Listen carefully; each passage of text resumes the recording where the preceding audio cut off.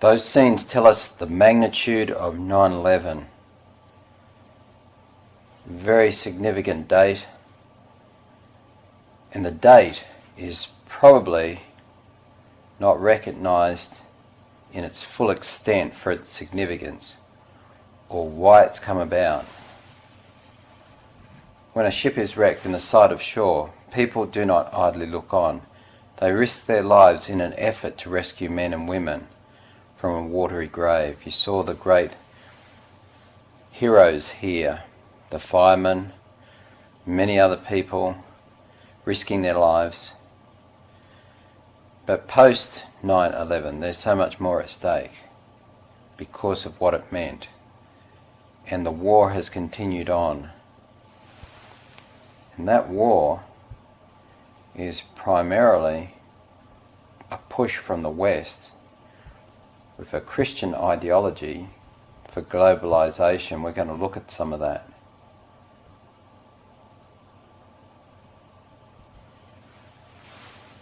You can stop this, look at what it says here to take in the full impact of the statement. This was written in 1906. This is years before it happened. On one occasion, when in New York City I was in the night season, called upon to behold buildings rising story after story towards heaven. These buildings were warranted to be fireproof, and they were erected to glorify the owners and builders. Higher and still higher these buildings rose, and in them the most costly material was used. The scene that passed before me was an alarm of fire. Men looked at the lofty and supposedly fireproof buildings and said, "They are perfectly fine," but these buildings were consumed if made of pitch. The fire engines could do nothing to stay the destruction. The firemen were unable to operate the engines. But I have no light in particular in regard to what is coming on New York, only that I know that one day the great buildings there will be thrown down by the turning and overturning of God's power. From the light given me, I know the destruction is in the world. One word from the Lord, one touch of his mighty power, and these massive structures will fall. Scenes will take place, the fearfulness of which we cannot imagine. Does this fit into this scenario? The time is right upon us when there will be sorrow in the world that no human balm can heal. We're right at that time right now, with refugee crisis, wars everywhere. Even before the last great destruction comes upon the world, the flattering monuments of men's greatness will be crumbled in the dust. God's retributive judgments will fall on those who in the face of great light have continued in sin. Notice what it says. They had a knowledge of the Almighty, but they continued in sin. Costly buildings, supposed to be fireproof, are erected, but as Sodom perished in the flames of God's vengeance, so these proud structures become ashes.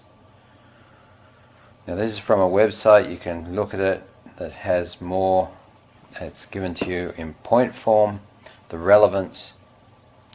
I'm skimming over this compared to what it's got there, but after this I want to compare this to a clip. Why couldn't the fire engines do anything to stop the blaze? The height of the buildings was not the issue for the Fire Engine 6. Because of its proximity to the World Trade Center, it had been equipped with a special pump that enabled it to spray water up to the top of the towers. But you can't use water on jet fuel fire, and there was no suitable fire retardant at hand. Thus the fire engines could do nothing.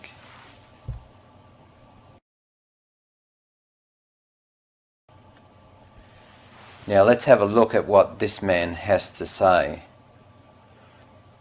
Very interesting. He's a fire marshal and he states his qualifications, so just listen carefully to what he's got to say.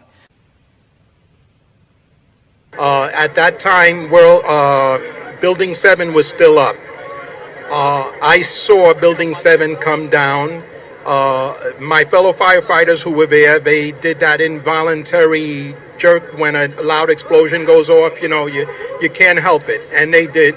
I'm a Vietnam veteran too, so I kind of didn't jump like they did, but there was an explosion. The building did come down in complete classical controlled demolition. It came down on its own footprint. There's no question about that. As a matter of fact, Richard Gage from Architects and Engineers has completely handled that from his area of expertise. Okay. Well, let me say this. In the New York City Fire Department, as I said, I had 32 years there. I was a chauffeur, and I was also a trained fire marshal. A fire marshal is considered an expert witness in court.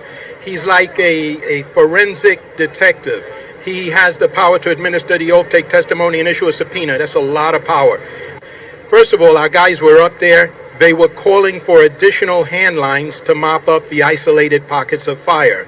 And let me just explain one thing. Never in the history of the world, never in the history of high-rise skyscrapers has ever a skyscraper ever come down because of fire. And I'm talking massive fire. And you know the reason why? Because fire does not burn by itself hot enough to compromise and melt steel. What we had in the World Trade Center, and I saw myself, was molten lava-like pockets of molten steel. All right, I spent the night on the pile searching for bodies, and I saw that with my own eyes. So who are you going to believe? Are you going to believe a bunch of government bureaucrats or my fellow brothers, which I lost 343 guys that day? And I lost Tommy O'Hagan, Bruce Van Hines, and Kenny Kumpel. And I can never forget that. I think of that before I go to bed. I think about it the first thing in the morning when I wake up. And it's in honor of them and their family that I will continue to do everything I can to make the rest of the world wake up to the fact that this was a false flag operation. Right. And now, as you're out there with professionals who understand what it is that they're seeing, what were you all saying to each other when you're looking at this molten lava?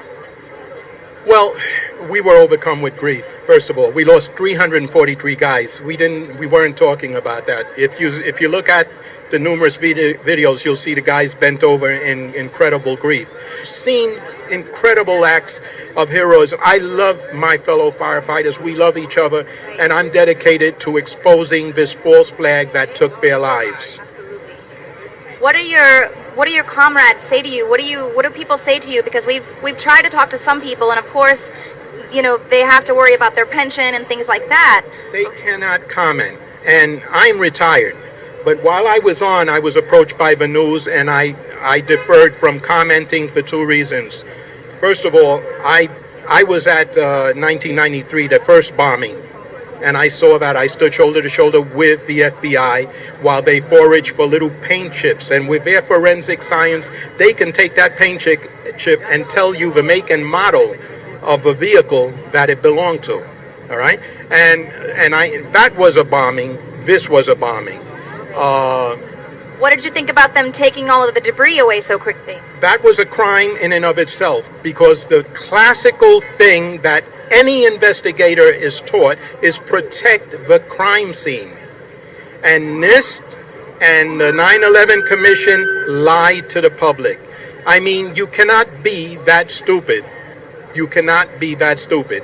In law, as a former police officer, every crime or offense has a degree of mental culpability. Either you knowingly, intentionally, recklessly, or negligently committed the act.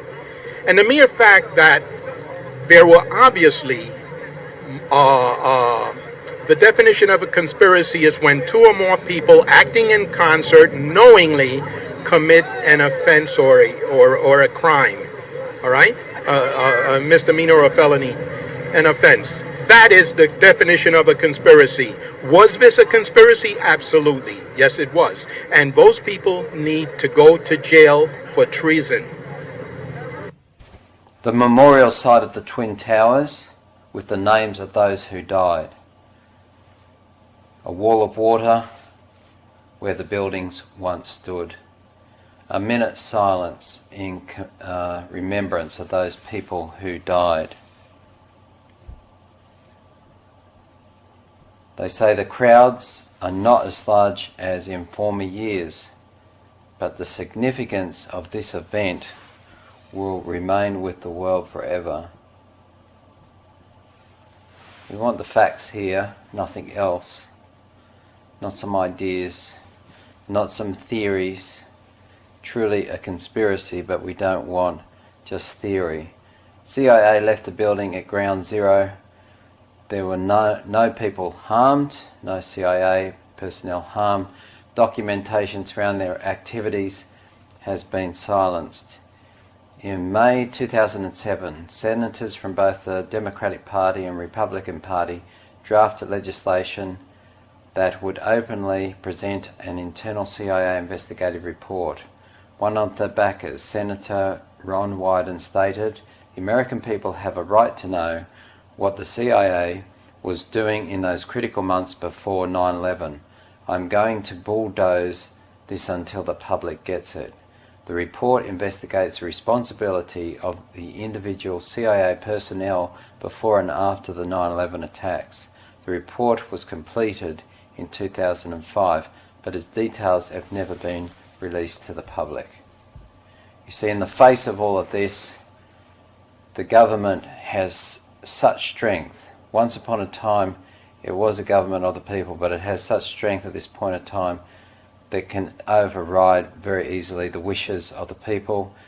An event can occur for which nobody will take the raps. It's really covered itself well, and this is the power of the US administration. Snowden's comments on 9/11, "We did indeed have all the information to stop these terrorist attacks, and we didn't." That was his statement on it. He had good insights, being with the NSA. Putin had said that something big was going down and spoke with Bush the day before the attacks.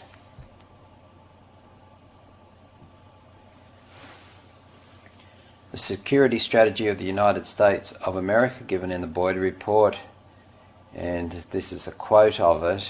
This is post 9/11, what Bush had to say. This is updated every so often. In the National Security Strategy of the United States of America, the President outlined America's aim come post-11. American internationalism, to actively work to bring hope of democracy, development, free markets and free trade to every corner of the globe. So we mentioned at the start concerning democracy, and the US wasn't really founded on democracy and what that has come to be. A grand purpose for a people chosen. Is this a chosen people? To extend freedom and democracy. We must build our defences beyond challenge, act preemptively as to attack before being attacked. This is not the foundation of America. This is a post-Second World War change of situation and strategy. Unilateral agreements, we'll make agreements by ourselves, and we will bypass international laws if necessary, because we are the ones who are leading in world globalization. The Project for a New American Century, PNAC. Very interesting that this think tank based in Washington DC focused on United States strategy, and this is before 9/11. The organization stated that American leadership is good for America and good for the world, and sought to build support for a Reaganite policy of military strength and moral clarity. Notice that. Reaganite military strength, moral clarity. Ronald Reagan was pinnacle in those things which are occurring up to this day.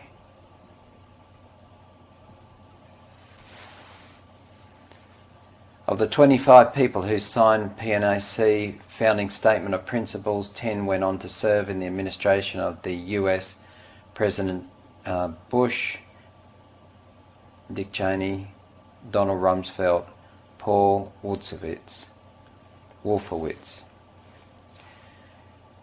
Okay, so in here tells us that perhaps was this idea of it, this statement being made with the PNAC,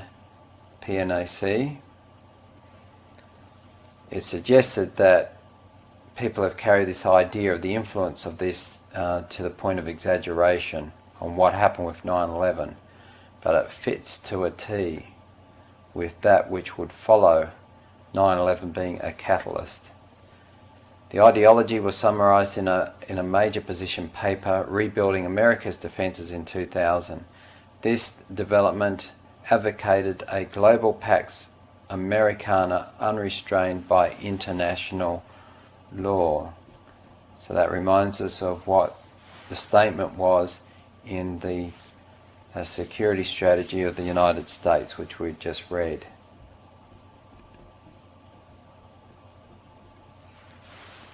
Now, the focus is on a USA hegemony, and it will be the leader. It actually makes an image to the beast. But it's not the first world hegemony, but a Vatican-USA collaboration. Protestant America joining with the Vatican. Vatican has the ideology.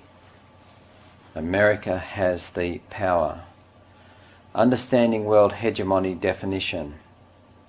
Authority or control. Control or demonstrating influence by one person or group, especially by one political group over society or one nation over others. Now, this hegemony is different to a world empire. And how is it going to achieve its aims? By media, company control, banks, the World Bank, winning the space war, covert or spy operations, working with the Roman Church intelligence. That's what the CIA has done in the past. That's what it will continue to do. And that's where to get into office in America, you need to go through Jesuit training or understanding or education.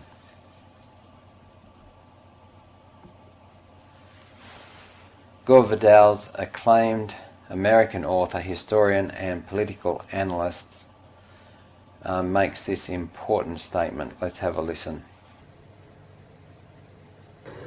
But using the slogan, they got through the USA Patriot Act, which removes many of our liberties. Nobody made a sound when we lost habeas corpus, due process of law. And suddenly Bush managed to get rid of it. Where was a voice on television, aside from mine, that spoke out against this? Where are all those noble jurists, those great lawyers, those lovers of liberty? Where the hell were they? They were nowhere. Now we have a totalitarian government. And the totalitarian government wants to watch everybody, total surveillance of everyone. They listen to the telephone conversations. They look at your credit cards. They look where you travel.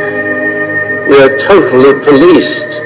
This is contrary to everything in our Constitution.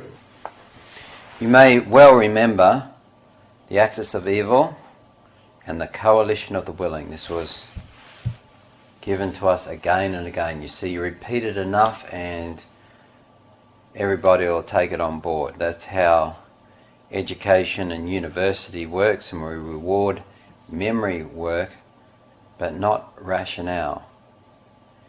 And this is a similar situation without concrete evidence, but just enough rhetoric and actually not even the willingness from the grassroots to be involved, but they go ahead anyway. And notice the influence on Australia. A quarter of John Howard's cabinet was Jesuit educated. They're the main globalisers. They are the main ones with the ideas behind these, the theology behind the New World Order. The ideas in education. The ideas in globalisation. Coalition of the Willing, Fight Against the Axis of Evil, 2003 Invasion of Iraq. The third member, of course, Tony Blair. His testimony before the Iraq inquiry. He is called one war criminal amongst many. They wanted to catch him if they could. Like this picture they've got here. This is quite a picture somebody's come up with. But they can't catch him. And if he was implicated on war crimes, what would that imply for the American president, for the American administration? They wouldn't allow this to happen. They put all their money and power and influence into stopping it. The three men, Howard, Blair and Bush, collaborated in a war in Iraq without UN approval. Blair was accused of exaggerating evidence of deadly weapons. And Kelly was a weapons inspector who brought the government under pressure for exposing the lack of evidence for war in Iraq. Whistleblower David Kelly, weapons expert, commits suicide, we're told, but extremely unlikely, says many experts. Some will also remember that the CIA were caught out in Iraq as being the weapons inspectors. There was meant to be independent inspectors in Iraq.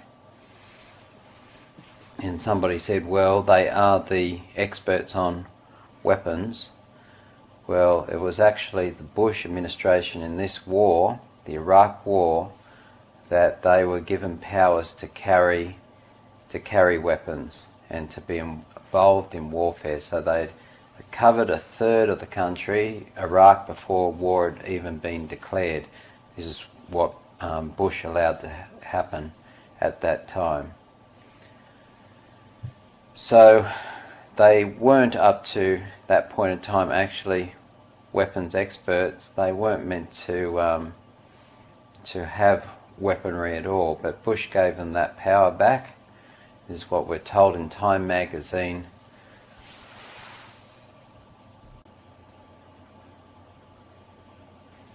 Would you agree with this statement, or with this title? Protestant England is finished. On 22nd of December 2007, it was disclosed that Blair, who in 1996 had been reprimanded by Cardinal Hume for receiving Holy Communion at Mass, despite not being a Catholic, in contravention of canon law, had converted to the Catholic faith, and it was a private matter. He had informed Pope Benedict, 2007, that he wanted to become a Catholic. The Pope and his advisors criticised some of Blair's political actions, but followed up with a reportedly unprecedented red carpet welcome, which included Cardinal Archbishop of Westminster Cormac Murphy O'Connor, who would be responsible for Blair's Catholic instruction. There's the red carpet, but not literally, that's from another picture. But there we have the two men. In Ireland, the war is won. That which went on for years and years, the Pope wasn't about to intervene because it was Protestant England in which, or the Protestant UK, in which the war was being carried on, that which had always been a problem for the papacy. So his mouth was shut on these matters. The IRA in Belfast and the North generally, although involved in protecting the Catholic Communion from loyalists and state forces, undertook an arson campaign against factories and commercial premises. Typical British reprisals included the burning of houses and businesses, the owners of which occasionally had no connection with the IRA. In addition, after August 1920, the British began executing IRA prisoners. The IRA responded by killing British prisoners. Spies and suspected spies were shot by the IRA and publicly dumped on roadsides. It was a vicious war. And war incites war. And then the one who incited then blames the other side. But the old world was always looking to gain its power and its dominance, and the cruelty which it showed when it had that dominance is evident if we peel back the pages of history. And so it's making its way up again, and there's the coalition of the willing to help it. London, Tony Blair, who often kept his religious views private while serving as Britain's Prime Minister, has converted to Catholicism, officials said Saturday. The former Prime Minister told the BBC this year that he had avoided talking about his religious views while in office for about 10 years for fear of being labelled a nutter. 2007. Problem primarily even is not so much concerning his faith, it's concerning where he was taking that faith in the political sense. And it was back to the papacy. So we have the coalition of the willing, the two men of the once free countries of the world.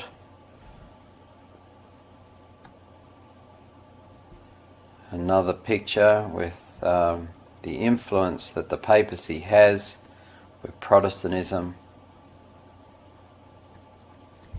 He's a war president. Bush says he sees God in the eyes of the Pope. Remember where this nation come from. The Pilgrims landing, founded on Protestantism and Republicanism, something totally different to that which was of the old world. Revelation 13 verse 14.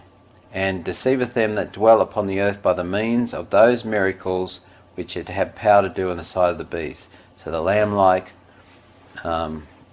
beast does miracles in the sight of the beast, saying to them that dwell on the earth that they should make an image to the beast. What image would that be? As a persecuting power, as a persecuting nation which had the wound by the sword and did live.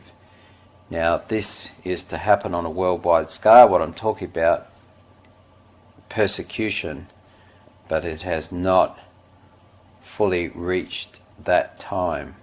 But when it puts its hands out to the papacy to completely run once as the papacy did, it will have made an image to the beast. So this is the church and state, Protestantism becoming as popery once was in the past, and using the state to do its bidding.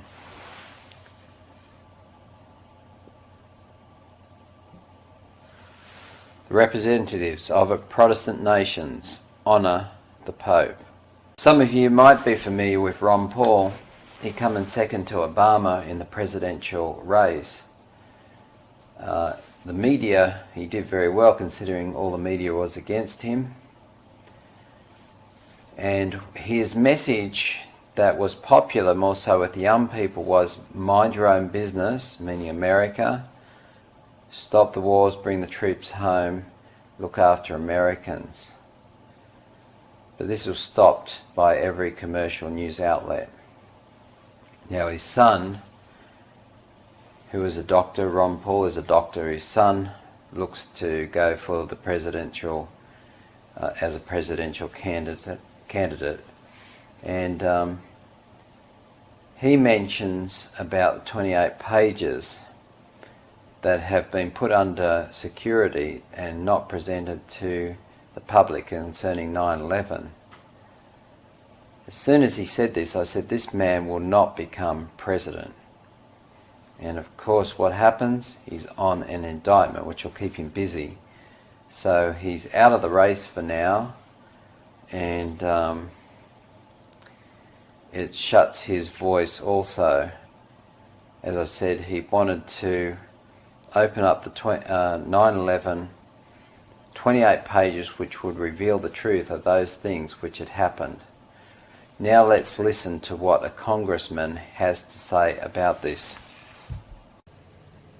This is something that the families deserve to know, this information. It's been a decade, over a decade, 13 years since this event happened.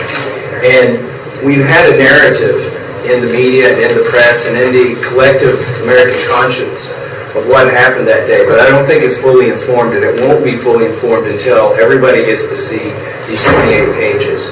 And just to echo what Congressman Lynch said, I'm here for the families, but I'm also here for our country to look forward. We have to decide how to prevent another 9/11 type event from happening. Until you have the full picture of what actually happened, the intelligence picture, how can you participate in that debate? How can we know that what we do will prevent another 9/11 from happening? And how can we know that some of the things that maybe we would otherwise endeavor to do might be overreactions? So also I want to talk about the experience of sitting down and reading these 28 pages. It's in a room where it's soundproof and you're escorted in there and you're escorted out and there are no notes. But this is something that's sort of shocking when you read it. As I read it, and we all had our own experience, I had to stop every couple pages and just sort of absorb and try to rearrange my understanding of history for the past 13 years and the years leading up to that. It challenges you to rethink everything. And so I think the whole country needs to go through that. It's going to be difficult and it could be embarrassing. But that is no reason to keep the truth from the American people. I want to finish with two challenges. I want to challenge all the congressmen who have not read these 28 pages, who have the ability to go read these 28 pages, to do it for your constituents. There are 435 districts in this country. Every congressman needs to see these 28 pages. Then I challenge them to co-sponsor Congressman Jones and Congressman Lynch's bill like I have. And finally, the final challenge I want to issue is to those who would keep these pages secret. You need to have your own press conference. You need to be held to a standard to answer the questions. Why do you want to keep these 28 pages secret? In my estimation, as shocking as the 28 pages are, and as much as they sort of rearrange my understanding of what happened, I don't think it would hurt our national security to release this, and it would give families the answers they deserve as well. Thank you very much, Charles. Very interesting what this congressman has to say. He's escorted in and out of a room which is soundproof. He said this rearranges your concept of history, and that every American should be able to have the truth concerning 9/11. So what is it when we have half-truths, we have a lie, and we went to war with Iraq and with these other nations? What was it built on? Built on a lie. We've been looking at 9/11, and we're looking at this in relation to chapter 13, Revelation 13. We have in there a beast which rises up out of the sea. It has all the attributes of those kingdoms which were universal kingdoms, which then became the little horn power, the power of popery. And in this chapter we have the deadly wound of this beast, this first beast, being healed, and then it's joined by another beast which comes up out of the earth, representing a sparse area. It has lamb-like features, but it speaks like a dragon, and it exercises all the power of the beast which was before it, whose deadly wound was healed. This is what we're looking at. And as we go further into the future, in the next video, we might see some startling events. These things have been prophesied since the 1800s. This is not new. This is given to a commandment-keeping people, because God said he will manifest himself to a commandment-keeping people. And so we see those things which are about to transpire, and startling events will happen soon in the near future.